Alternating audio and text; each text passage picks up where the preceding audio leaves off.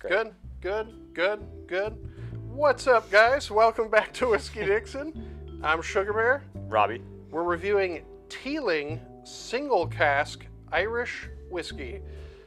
Now, this is a very unique whiskey. This is unlike anything I've ever had because this is the only whiskey I have ever had that's not aged in oak at all. That's really cool. I've never heard of that either. Well, what's interesting about that is in America and in Scotland, whiskey has to be aged in oak. In Ireland, it just has to be aged in wood. You can actually use any type of wood you want. It's just always been traditionally oak. Oak has always been what you age everything in: wines, spirits, things of that nature. So it's basically the verbiage of the law. Yeah, no, there's crazy. a loophole in Ireland, so they're able to use experimental cask types, and so you're going to start seeing a lot more weird cask finish whiskeys coming out of Ireland. You're going to start seeing all kinds of weird woods. This is the first of the chestnut finish, because I know like Jameson's working on chestnut stuff now. A lot of the distilleries are trying to figure out how it works, how to use it. Jameson Weird Wood. TM. Yeah. Yeah. That's the name, 100%. Now this is cool because it's a single cask. It comes in at a whopping 55% ABV, so that's cask strength, straight out the barrel. That's awesome. That'll get you drunk. So they actually filled the barrel in October of 2005, and then they bottled this in July 2019. So it's like just under 14 years, I guess. Awesome. Yeah, and it's all chestnut, just aged exclusively in chestnut. So let's give it a try. Teeling is known for some pretty experimental stuff. They have a small batch whiskey that's finished in rum casks, Bacardi casks. Oh, that's cool. That's the most common Teeling release. And then they just came out with a pot still whiskey that's aged in like 5 different wine barrels, I think. It's just like every type of wine, pretty much. It's a little much. It's a bit much. This, on the other hand, when you smell this, pralines. Yes. Like pecan pie. Oh, there's something else in there. I mean, super deep caramel notes. Like a homemade. Oh, there's a little bit of smoke. Like on the barrel, back end. like wood smoke. But it smells different than oak wood smoke. Like it's almost like, you know, when you have like a campfire burning and you throw on a different log and it's from a different kind of tree. It smells different. It smells different. The smoke's different. Definitely. That's what's like going that. on here. Yeah, chestnut chestnut wood is apparently it's pretty tannic. It's pretty close to oak in that regards, but it's got a much looser grain structure. It's not as dense of a wood, so the whiskey really soaks into it. Apparently, it really becomes saturated when you age in chestnut. Because now when you say that, I get a little bit more of the tannin, almost a black tea note. Yeah, no, there's like definitely I think it'd be like an Assam black tea. I don't remember if it's Assam or Darjeeling that are more like intense black teas. Oh yeah, definitely black tea. And on the palate, it's not as sweet on the palate as it smells, but it is there. Wow. Deep caramel, deep charred wood. Like a wardrobe, like a nice mahogany wardrobe. But old, like there's a little bit of that old wood taste that's like in a good way though. Yeah. Like a little funky. It's almost like if you drizzled like buttery caramel sauce over an old piece of wood and just kind of started gnawing on it. It's thick. It's a thick whiskey. That's a rich. I don't think I'm ready for another sip yet. I want to see what that does. No, that's no joke. And actually, for the proof, pretty smooth, I would say. At Yes. 55, it's... Yeah. I don't even think it really needs water. It catches you a little bit on the back end, but it's not It's not bad. real fumey or anything. It's not real harsh. No, I've been just in this thing. Yeah, It's it just great. smells delicious. Bread pudding, like toffee bread pudding.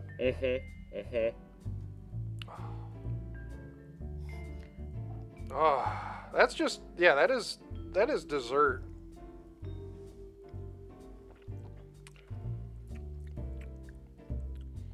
almost as tannic as like a bourbon, but not quite.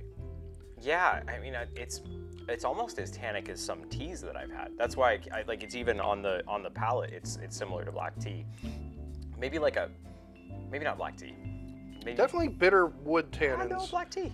Yeah, no, I agree. I think there's I some get that. some like spicy black tea in there, kind of. And I like that. I really love when something is complex and sweet on the nose, but not sweet on the. It's on a the bit more palate. savory on the palate. Yeah, it's a bit definitely. more. It's a bit more woody, because on the nose it's just like caramel sauce, and then yeah, the palate.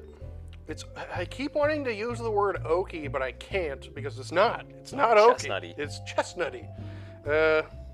It's similar though. I mean, there's definitely similar qualities, but there's definitely some things that are completely unique to this whiskey. That Yeah, I've no, I've never before. really had anything quite like this. I feel like you could make like desserts out of this. Like you could bake like weird Yes. cakes or like make like caramel sauce that you would drizzle Yeah. over ice cream. Like Oh my god, I would buy the hell out of that. yeah, this is That sounds so good. a whole new world. This is like Mm-hmm. a whole new spectrum of flavor. I can't wait to see more chestnut whiskeys in the future. And I think Ireland is going to kind of be the spearhead, if you will, for all these weird wood types, just because they have laws that allow them to use whatever type of barrels they want. That's really Doesn't matter what kind of wood. It doesn't have to be oak. They can use any kind of wood, which is pretty cool. It is kind of interesting to me that there are laws like that, like that you can't just experiment with whatever you want. Well, you couldn't call it whiskey. And call it So like whiskey, you could, right. but yeah, to be whiskey, it has to be oak. It's in the law, except in Ireland. I would like to see more companies that are kind of going in that in-between world Well, of Teeling like, is definitely a pretty this is new definitely- kind of progressive distillery. I mean, Yeah. it says since 1782, but I'm as far as I know, they've only really been around like in production since like 2015. I think they're really not that old. So is the revival of the name? Maybe? Yeah, essentially, yeah. Okay. And what's cool is they're actually like right smack dab in the middle of Dublin. Like they're right in the middle of the city. That's awesome. And they just made the first pot still whiskey that's been made in the city of Dublin in over 100 years, I think, with their new pot still release. Wow. Which is, that's the classic Irish style whiskey, is the unmalted barley and malted barley. What's funny about this one, it doesn't specify what style of whiskey this is. It doesn't say whether it's pot still, single malt, grain. It just says Irish whiskey. Really? Yeah. That's cool. So who knows what's actually Irish in here, whiskey. but obviously the chestnut barrel is so like the main flavor point you're tasting here. I feel like you could put almost anything in the chestnut and you're still going to end up with something like this. And there's definitely a dark there. I just got that like definitely dark charcoal flavor as yeah, well. yeah. Very very good for someone who likes a smoky whiskey. It's not extremely smoky, but It's very like sweet charred. and smoky kind Yeah, of deal, like exactly. Like a like barbecue. yeah. I was just gonna I say didn't even barbecue. think of that just now. That's Now I'm thinking awesome. like some ribs, like some. Because don't people smoke with chestnut sometimes? Yeah, no, they do. That's- Yeah, like chestnut yeah. and pecan and stuff like that. Yeah, this is I don't smoke any meat, so I have no idea. like a glass of barbecue right here. This is ribs. This would be a good. So we were talking about dessert earlier, but this would be a fantastic barbecue sauce.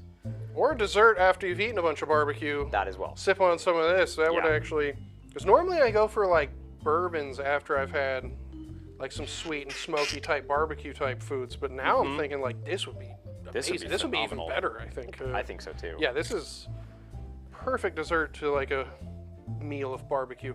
Well, I guess that about wraps it up. Hey, any final thoughts on the chestnut single cask Teeling?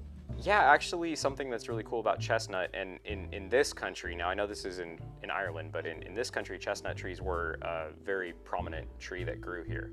So like in the Great Plains and stuff, and then when people started to come in and settle, they would chop down huge forests of chestnut, and they're very native to this area, and they would come in and settle and to start up villages and cities and things like that. Chestnut trees are incredibly beneficial to regenerative farming. So they tend to have a really good carbon absorption rate, which not that I'm like, it's something that's very beneficial to the environment. It's something that helps pull carbon out of the air And in Interesting. addition to that, they have a very high protein nut. And it's covered in spikes, which is really cool. Unless you have kids, because then that kind of sucks if you step on it. But like, it's an amazing tree. It's a really cool tree. Wow. I learned that from Bee Love Farms out in Vacaville. And That's cool. They No, were yeah, talking about how it's the area we're in, there's Especially. a lot of nut orchards and nut growing and Definitely. things like that. So, definitely, and do they grow a lot of chestnuts around here? I know it's a They lot do of on pecans Bee and Love, almonds and and stuff. it's well. So what's happened in this country is that we've done a lot of monoculture crops. So Yeah. we've done a lot of almonds, we've done a lot of pecans, and when you get a monoculture crop, you get the problem is that if a disease comes in, it wipes out the whole crop, and then you also kind of just deplete the soil of resources. Whereas a chestnut Yeah. works really well with other plants With its around environment, it. essentially. Yeah, exactly, Okay. because it's native to this area. So that's like sustainable farming. Then. Right. So I would absolutely love to see a bourbon company or an American company doing Start using this. chestnut. Yeah, that would be awesome to try. Well, they got to change that damn law, but Well, they could call it something different. they could call it a I whole guess, new kind or of you liquor. could age it in oak and then maybe just finish it in chestnut or something. There like you that. go, That way, yeah. it's technically whiskey Right. that's been finished in a chestnut barrel. Definitely. There's got to be ways around it. I mean, yeah. And it's not saying that oak is necessarily like a what's the word, like a wasteful resource. It's just that chestnut happens to be really good at storing carbon in the soil, and it's really good for the soil. And if it's good for the soil, it's good for other kinds of food that we can eat, and it can be It's good for all of good us. for everybody. Yeah. So Good for that's everything. something. Circle of life. Kiss the Ground, Netflix, really great movie about regenerative farming. So I highly Very recommend it. interesting. I did Yeah. not know that Yeah, actually. it's a That's really cool. great- No, great deal. I really hope we start seeing more unique wood barrels and finishes and things like that. Just in the entire world of whiskey. Absolutely. Like, I can't wait to see what other woods people discover work well with whiskey, because it's one of those things where, like, 14 years ago they put this in a chestnut barrel. They're like, hopefully this will be good. Let's hope. We'll see 14 in 14 years, and it turned out, but it's like it could have gone anywhere. Well, really. my son's 14 today. I hope this whiskey's good. If not, then I will forever hate this child. Yeah, that's ridiculous to think about. Like, they had no idea what was going to happen. Pretty That's much. crazy. Yeah, I don't think it's been that's done before. whiskey. That's what whiskey's all about. Is like, I don't want to say luck involved, but like, there's weird variables that go on when you're talking about just those amounts of time. So like, over time, who knows what it could develop into? It's educated luck, Yeah, sure. that's what whiskey is. Yeah. As educated luck. and it tastes like time. I It love does. that. No, love I would that. say they killed it with this. I actually think this is amazing. It's This is my so favorite good. Teeling whiskey I've had, far and away. What's the price point on this? Oh yeah, did not mention that. Not super cheap. I got this for 80. So Okay. I would pay 80 for this. to be honest, yeah. I mean, when you think about Absolutely. it, age, the rare cask, fact it's actually single cask and cask strength. I think the value's there. Actually, I think for 80 bucks, this is not a bad deal at all. Just not very common. This is the only bottle I've seen of this. So hopefully there's going to be more. And yeah, no, until if you like this, click subscribe. I can't stop smelling this. It's just bread pudding. If you like this, smash the like button, subscribe, give us a thumbs up, follow us on Instagram. Sugarbear, Bear sugar. Bear Sugar, I'm Robbie. Robbie. Sorry. And then, we're Whiskey Dixon. So we'll keep reviewing all kinds of crazy stuff and letting you know what to buy and what not to buy. But if you find this, great Christmas gift idea for somebody who's like really into whiskey. If you want to give them something they've just never had, if you want to give them something super unique, get them a chestnut whiskey. It's delightful. It is. It really is. Till next time, cheers, sláinte. Keep on drinking.